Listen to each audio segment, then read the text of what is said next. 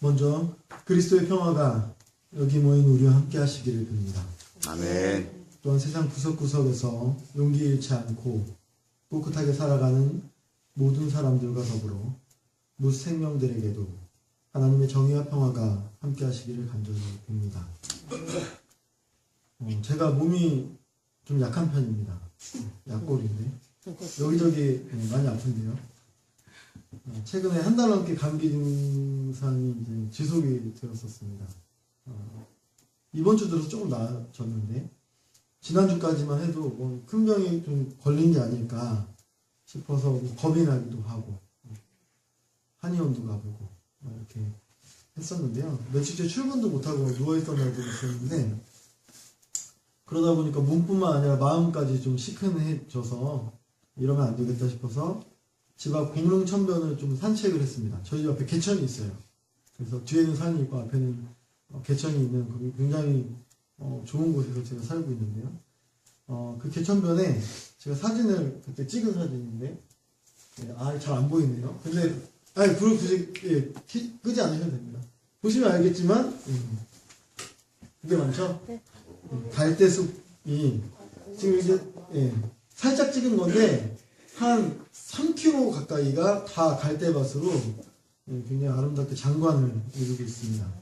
마치 그 꽃송이가 이렇게 눈송이가 내려앉는 것처럼 되게 멋있게 되어 있는데요. 이때가 시간이 한 5시 정도 됐어요. 5시 정도 됐고, 그래서 노을 지면서 이렇게 강하지 않은 붉은 햇빛이 갈대꽃 사이로 번쩍번쩍 내 시선을 많이 잡아 끌었습니다. 사진에서 본 것보다 훨씬 실제로 보면 정말 아름답고 와 정말 멋있다 이런 느낌이 많이 들었는데요. 이제 불 켜주셔도 됩니다. 그런데 한편으로는 제 마음이 굉장히 이 광경을 보면서 멋진 광경을 보면서 많이 서글프다 이런 생각이 들었습니다. 왜냐하면 그때 제가 썼던 일기장에 썼던 글을 옮기면 이렇게 써 있어요. 이 찬란한 낮과 밤의 경계는 곧 밤으로 바뀔 테지. 햇빛도 점점 힘을 잃어간다. 이 아름다움도 곧 사라질 테지. 오늘 하루가 저물어 가는구나. 그러고 보니 올 한 해도 이렇게 저물어 가는구나. 그리고 내 청춘도 저물어 가는구나. 라고 되게 우울하게 병석에 누워서 이걸 보고 제가 이걸 썼더라고요. 갑자기 마음이 심란해져서 그때 산책을 멈췄고 집에 들어갔던 기억이 있는데, 그러다 제가 엊그저께 송유혁 성도님과 함께 촬영을 다녀오면서 차 안에서 뭘 봤냐면 이걸 봤습니다. 저 문구가 있더라고요. 저걸 꿈 새김판이라고 얘기하더라고요. 서울시청 그 도서관에서 옛날 세월호 그때부터 저게 있었던 것 같은데, 저게 추모 문구가 계속 오랫동안 있었죠. 그때부터 이제 꿈 새김판이라 그래서 여러 가지 이제 글들을 적어 놓는데, 저게 이제 인상 깊어서 제가 핸드폰으로 찍고 그 다음에 저 문구를 적었어요. 저물어 가는 게 아니라 여물어 가는 겁니다. 적었더니 송유혁 성도가 촌스럽다고. 저 촌스러운 문구를 왜 적느냐. 이거 다 실합니다. 다 지어낸 거 아니고요. 근데 사실 저 문구가 저는 보자마자 굉장히 제가 정서가 그랬기 때문에 굉장히 와닿았거든요. 저물어 가는 게 아니고 여물어 가는 거다라는 말이 굉장히 와닿았었는데, 여러분들은 어떻게 생각하시는지 모르겠습니다.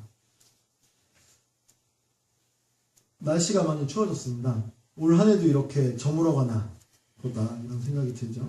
하지만 단순하게 저물어 가는 것이 아니라 여물어 간다고 생각하니까 또 다른 기대와 희망이 슬그머니 생겨나는 것을 느낍니다. 우리 교회는 추수감사절 주일을 벌써 지냈는데요. 다른 교회들은 오늘이 추수감사 주일입니다. 오늘 함께 예배하는 동안에 우리 다시 한번 한 해 동안 우리를 여물어 가게 해주신 하나님의 은혜에 감사드리는 시간을 갖게 되기를 소원합니다.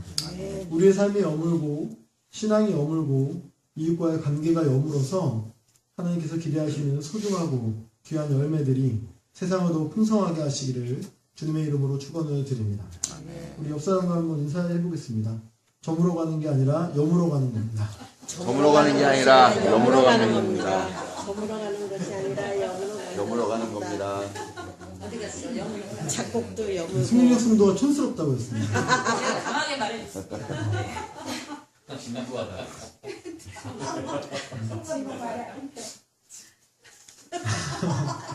예, 근데 이 말이 그런 것처럼 이 말을 바라보는 사람들의 시각도 다양하잖아요. 그 다음에 어떤 상황을 저물어 간다고 표현할 수도 있고 여물어 간다고 표현할 수 있잖아요. 그렇듯이 우리는 같은 상황을 다르게 받아들이고 또 다르게 판단하고 다르게 행동할 때가 많이 있습니다. 근데 그렇다고 해서 꼭 모든 상황을 꼭 희망적으로 긍정적으로 생각하는 것이 다 좋다는 건 아니죠. 저마다의 생각의 범주가 다르고 경험의 범주가 다르기 때문에 한 사안을 또 하나의 상황을 다양하게 해석하고 다양하게 접근하는 것은 매우 소중하고 중요한 일이라고 생각합니다. 오늘 소개할 두 사람도 마찬가지인데요. 같은 상황을 목도하면서 정반대로 해석하고 행동했던 두 사람을 여러분께 소개하려고 합니다. 이 두 사람의 공통점은 두 사람이 모두 목사의 아들이라는 점, 또 1960년대 미국 사회에서 인종차별에 저항하며 흑인 인권운동을 이끌었다는 점이 공통점이라고 할 수 있을 겁니다. 이 사람들인데요. 이 두 사람은 왼쪽이 마틴 루터 킹이라는 사람이고요. 오른쪽이 말콤 X라는 사람입니다. 같은 목적과 같은 방향성을 가지고 있었지만 그 길을 걸어가는 방식이 사뭇 달라서 두 사람은 종종 라이벌로 비교되기도 했습니다. 비폭력 저항을 견지했던 마틴 루터 킹과 폭력혁명을 주창했던 말콤 X. 혹자는 선과 악의 양자택일처럼 이 두 사람의 노선 중에 무엇을 선택할지를 질문하기도 했는데요. 이 흑인 인권 운동을 이끌었던 이 두 사람의 방식 중에 여러분들은 누가 더 마음에 드는지 한번 생각해 보시면 좋겠습니다. 왼쪽에 있는 마틴 루터 킹은 1963년 워싱턴 행진이라고 굉장히 유명한 행진인데요. 그 유명의 막바지에 연설을 남깁니다. 나에게는 꿈이 있습니다. 라는 말로 시작하는 그의 연설은 노예의 자손들과 노예 주인의 자손을 보고 있습니다. 그런데 이와 반대로 옆에 있는 오른쪽에 있는 말콤 X라는 사람은 1964년 클리브랜드의 한 감리교회에서 나는 매일 악몽을 봅니다. 라는 제목의 연설을 합니다. 이 사람이 이렇게 얘기하죠. 나는 미국인이 아닙니다. 나는 미국주의의 희생자, 2200만 흑인 중에 한 사람입니다. 라고 시작하는 이 연설에서 말콤은 나는 희생자의 눈을 통해서 미국을 바라봅니다. 나는 그 어떤 아메리칸 드림도 보지 못했습니다. 나는 오직 미국의 악몽을 꿉니다. 라는 말로 연설을 마칩니다.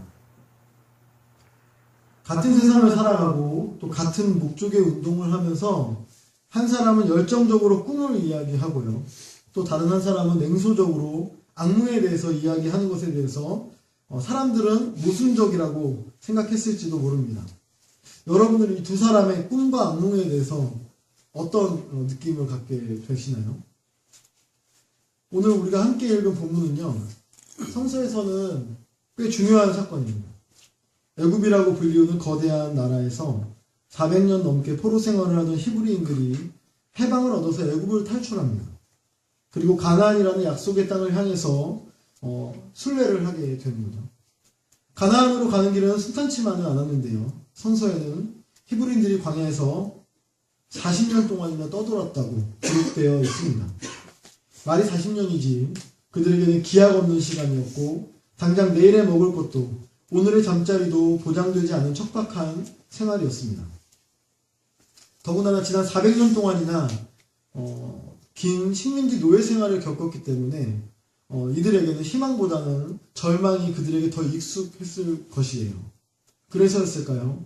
히브리인들은 해방을 이끌었던 지도자 모세가 십계명을 받기 위해 시내 산으로 하나님과 만나기 위해 자리를 잠시 비운 사이에 그들 사이에서는 어떤 요구들이 또 불평과 불만들이 쏟아져 나왔습니다.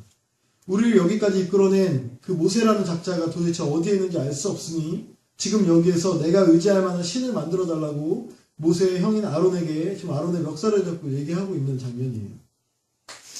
오늘 읽은 본문 다음에 나오는 32장 7절에서는 하나님이 이들을 일컬어 타락 혹은 부패했다고 말씀하시는 장면이 나옵니다. 무엇 때문일까요? 무엇 때문에 오늘 본문처럼 이스라엘 백성들은 하나님을 배신하고 또 모세를 배신하고 자기들의 금과 모든 재물을 녹여서 팔아서 우상을 만들어서 우상을 섬겼을까? 바로 그들에게는 꿈이 사라졌기 때문입니다. 이 꿈은요, 하나님과의 약속이죠. 반드시 너희를 적과 꿀이 흐르는 가나안 땅에 들어가게 해주시겠다고 하셨던 하나님의 그 약속 말입니다. 하지만 한 번도 가보지 못한 가나안이라는 곳에 가겠다는 그 꿈은요, 이스라엘 백성들에게는 너무나 먼 이야기였습니다. 꿈이 없으니 열정도 사라지죠. 열정이 없으니 그저 불안한 현실과 배고픈 일상만 눈에 보였던 겁니다. 그렇다고 그들이 힘든 현실 속에서 그 상황을 냉정하게 판단했느냐? 그것도 아니었죠. 이웃을 도와가며 하루하루의 일상을 최선을 다해 살아내었느냐? 그것도 아니었고요. 힘들어하는 동료의 삶을 헤아려주거나 힘든 광야를 살아낼 더욱 건강하고 평화로운 삶의 조건들을 만들어내지도 못했습니다. 꿈을 포기했고 악몽 같은 현실은 그저 망각하고 도피하고자 했습니다. 그런 결과가 바로 오늘 본문에 나타난 것 같이 송아지 우상을 만들고 그저 흥청망청 뛰어노는 모습으로 표현되고 있는 겁니다. 그저 무력하게 현실에 적응한 모습, 열정적인 꿈도 냉소적인 악몽도 다 꾸지 않고 외면한 채 자신의 눈과 귀를 가리는 모습이 바로 이스라엘 백성들의 모습이겠죠. 러시아의 대문호 톨스토이는 그의 참회록에서 비참하고 어리석은 인간의 실존에 대해서 이야기하면서 한 우화를 소개합니다. 옛날 동양의 한 우화인데요. 초원에서 성난 맹수에게 쫓기는 한 사람이 있었어요. 그 사람이 물이 없는 우물 속으로 그 맹수를 피해서 뛰어들었습니다. 뛰어들었는데 가만 보니까 그 우물 바닥에는요, 그 사람을 삼키려고 커다란 입을 벌리고 있는 용이 있었습니다. 이 불행한 사람은 그렇다고 우물 밖으로 그러면 나갈 수도 없는 것이고 우물 밑으로 뛰어내릴 수도 없었기 때문에 이 사람은 우물 중턱에 있는 가냘픈 야생의 관목가지를 붙들었습니다. 그리고 겨우 몸을 지탱하는 지금 상태라고 합니다. 그러나 그의 손에는 점점 힘이 빠져요. 그래서 우물 밑으로 떨어질 수밖에 없는 상황이죠. 그리하여 그는 우물 아래와 위에서 자기를 노리고 있는 그 죽음들에게 몸을 내맡기지 않으면 안 된다는 것을 실감을 했습니다. 아, 난 이제 죽겠구나. 밑으로 가도 죽고 위로 가도 죽겠구나. 라고 생각을 했습니다. 하지만 그러면서도 그는 나뭇가지를 꼭 붙잡고 있었습니다. 그런데 설상가상으로 검은 쥐와 흰 쥐 두 마리가 살금살금 기어나와서 그가 잡고 있는 나무 줄기를 쏙닥쏙닥 쏠기 시작했다라는 거죠. 그 사람의 마음이 어땠을까요? 절망적이었겠죠. 아, 이제 끝났구나 라고 생각했을 겁니다. 그런데 그 와중에서 그는 자기 주위를 둘러보고 나뭇잎에 꿀이 달려있는 것을 발견합니다. 그러자 서슴지 않고 그것을 혀끝으로 핥고 있는 그 모습. 톨스토이는요, 그 모습이 바로 지금 현대를 살아가는 우리 인간의 모습이라고 얘기하고 있어요. 사람은 누구나 죽을 수밖에 없고 불안할 수밖에 없고 자기 힘으로 헤쳐나갈 수 없는 상황 가운데 있지만 그 죽음을 앞두고 있어서도 그 앞에 있는 조그만 꿀 있잖아요. 그 꿀에 현혹돼서 자기가 처한 상황을 망각해버리는 존재가 인간이라는 거예요. 그렇기 때문에 인간은 너무 슬프고 인간의 존재가 너무 유약하다라고 톨스토이는 얘기합니다. 그리고 톨스토이는 참회록에서 자기 자신이 그런 사람이다 라고 굉장히 연약한 사람이다 라고 얘기하는 거예요. 인간의 슬픔은 거기에 있고 신이 슬퍼하는 지점도 거기에 있다고 합니다. 자기가 만든 창조물, 자기를 닮아서 자기의 형상대로 만든 창조물이 그만큼 유약한 모습을 보면서 신이 슬퍼한다라는 거죠. 자신의 죽음을 목전에 두고 있었지만 그저 꿀 한 방울의 달콤함에 취해서 자기가 처한 상황을 깡그리 잊어버리는 어리석은 존재. 톨스토이가 비판하는 그 존재가 바로 오늘 성서 속의 이스라엘 백성들의 모습이 아닐까 싶습니다. 가진 것을 모두 바쳐서 송아지로 우상을 만드는 그 모습들 보십시오. 아무것도 없어 보이는 그 광야 가운데 지금 꿈을 잃고 현실을 도피하기 위해서 그들은 자기가 할 수 있는 최선의 것을 하는데 너무나 허무맹랑한 짓을 하는 거죠. 그것을 하나님이라고 생각하고 하나님이라고 칭하면서 지금 절하고 있다고 예배드리고 있다라는 거거든요. 진짜 하나님으로 믿고. 이스라엘 모습은요, 이 이스라엘 사람들의 모습은 그들이 또다시 노예 생활로 돌아가 버렸다는 것을 우리에게 지금 이야기해주고 있습니다. 비록 몸은 광야에 있지만 마음은 여전히 제국의 노예였기 때문입니다. 말은 하나님을 섬긴다고 하지만 이미 그들은 하나님을 버렸기 때문이죠. 이스라엘 백성들은요, 하나님께서 주신 열정적인 꿈을 놓지 말았어야 했습니다. 힘겨운 광야 생활 가운데 악몽 같은 불안함과 어려움에 봉착한다 해도 그것을 회피하거나 망각하지는 말았어야 했습니다. 실제로 광야를 건너는 일은 원대한 꿈을 포기하지 않으며 하루하루 다가오는 삶의 모순들과 맞서 투쟁하는 일이기 때문입니다. 생각해보면 우리는 하룻밤에 서너 가지 꿈을 동시에 꾸죠. 심지어 동시에 서너 가지 악몽을 꾸기도 하고 길몽을 꾸는 사람도 있다고 하죠.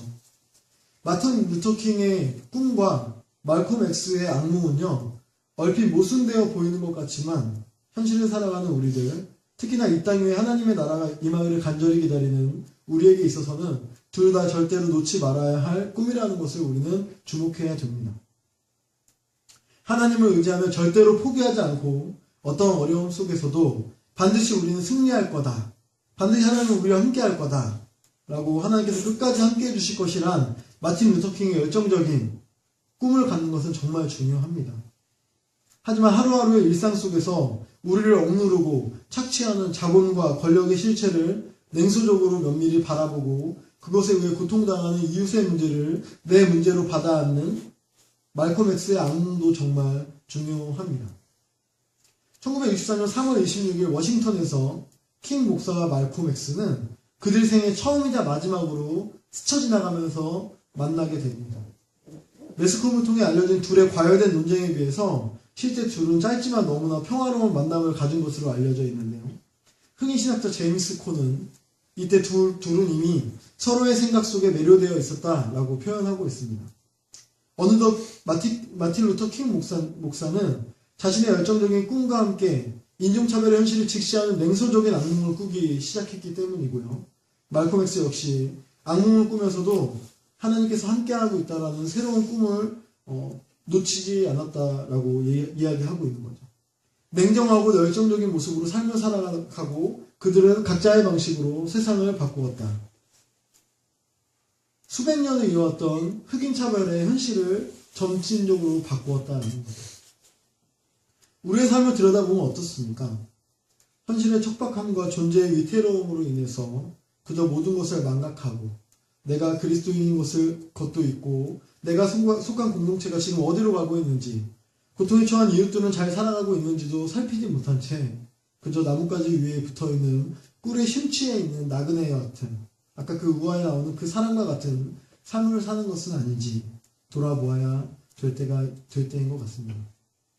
또 하나님께서 주신 열정적인 꿈을 잃어버린 채 자신의 모든 것을 헛된 우상에게 바치며 그것을 위안 삼아 흥청망청 취해버린 이스라엘 백성들처럼 살고 있는 것은 아닌지 돌아봐야 하겠습니다. 저물어 간다라는 말을 애써 여물어 간다라는 말로 표현하고 위안을 삼는다고 해도 여전히 우리는 오늘 밤 오늘의 현실은 여전히 제가 처음에 느꼈던 그 슬픔과 절망 또 다른 표현을 하면 악몽 같은 것을 꿀지도 모르겠습니다. 우리의 현실은 여전히 힘겹고 존재는 여전히 불안정하기 때문입니다. 우리는 하룻밤 사이에 열정적인 꿈과 냉소적인 악몽을 동시에 경험하게 될 것입니다. 하지만 가장 무서운 건 우리가 더 이상 꿈을 꾸지 않는다라는 사실이겠죠. 여러분, 이 광야라는 현실을 순응하며 머무르는 것이 아니라 우리의 정체성을 포기하고 꿈을 포기하고 현실을 망각하는 것이 아니라 비록 냉정과 열정 사이를 오르내리는 변화무쌍한 삶이겠지만 그 안에서 하나님께서는 우리와 동행해 주실 것이라는 그 사실을 잊지 않기를 바랍니다. 그리고 우리의 희망과 절망에 함께 하시면서 나를 구원하시고 내 옆에 소중한 사람을 구원하시고 결국 이 세상을 구원으로 이끌어 주실 하나님의 동행하심을 믿어 의심하지 않길 바랍니다. 열정적인 꿈도 냉소적인 악몽도 마다하지 않고 하나님과 동행하는 저와 여러분에게 하나님의 지혜와 용기가 함께 하시기를 소원하겠습니다. 아멘.